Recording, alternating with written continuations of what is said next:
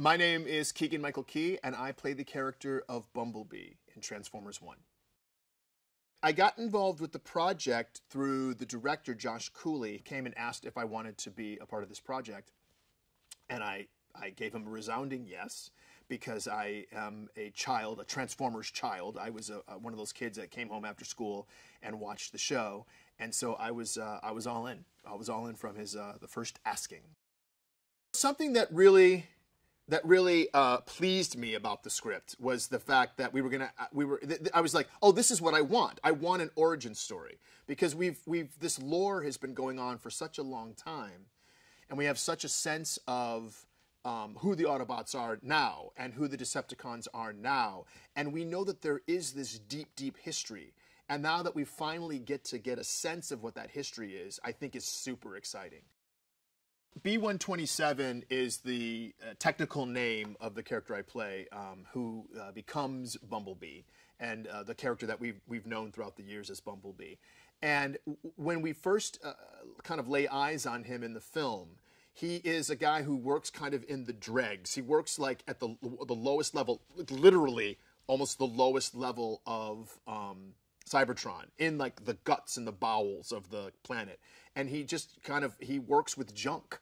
And but the thing about him that's really appealing, I find, is that he has made a world for himself so that it's not, and he also seems to, he has like, not delusions of grandeur, but he always looks on the positive side of things. And I think that he's like, you know, I used to be over here, and then I did this job over here, and I did another job over here. I mean, they liked me so much that they just moved me up, and they were actually moving him down. So I think that he decides, this is the world I'm going to live in. I'm going to make it as positive as I possibly can.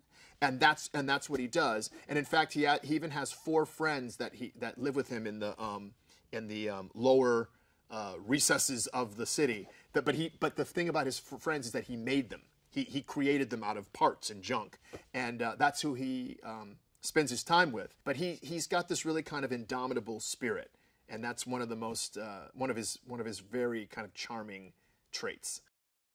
The cast was one of the reasons I said yes. It was absolutely top-notch. And when you think of like a kind of a positive, optimistic, warm, but also an alpha male at the same time, Chris Hemsworth comes to mind. And there's a gravitas that Tyree Henry has that I think it makes him perfect to play Megatron. Because he also, I certainly buy the transformation because of that gravitas. And the authority and speaking of gravitas, but the authority that Laurence Fishburne brings to Alpha Trion, it just settles in perfectly. I mean, Josh thought very carefully, clearly about this cast. I mean, Steve Buscemi, there's like this kind of unhinged gonzo quality that he brings to his character, and everybody brings something that comes from them that's part of them naturally to the roles, and I think it's fantastic. My experience with Josh was wonderful, absolutely wonderful. And there is, he has a very collaborative spirit, and I was allowed to ad-lib quite a bit and also improvise quite a bit. And it really speaks to Josh's talent that he can let an actor kind of roam free a little bit, but he has very particular set parameters. But the thing is, the parameters are far enough away from each other that you can roam and do things inside those parameters. And he's very good at describing what the parameters are so that he can really, really tell the story that he wants to tell. And I think that's a gift, and Josh possesses it.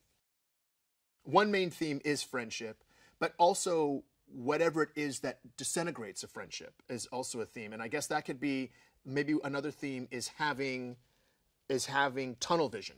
And not being able to move from where you are emotionally. And I think that that's important. Emotional flexibility seems to be, or the lack thereof, seems to be a theme in this movie. Also, and this may sound a little hackneyed, but there's teamwork. Like this feels like this couldn't have happened without the team. Everybody is integral in the next step of the adventure.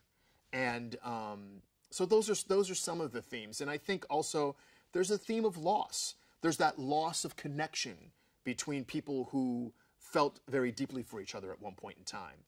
And that the tragedy of that being broken up. I think it's going to be really great to see this movie in a movie theater. Really important, I think, because the visuals are sumptuous, and you can't. And the other thing is, because of the way that this has been created through the effects, you're not going to get visuals like this in a live action movie.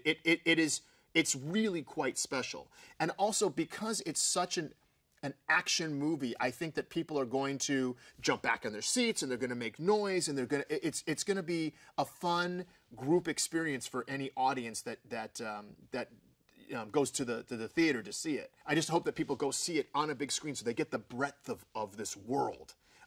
It's a world like we've never seen it before. We've never seen Cybertron this way before.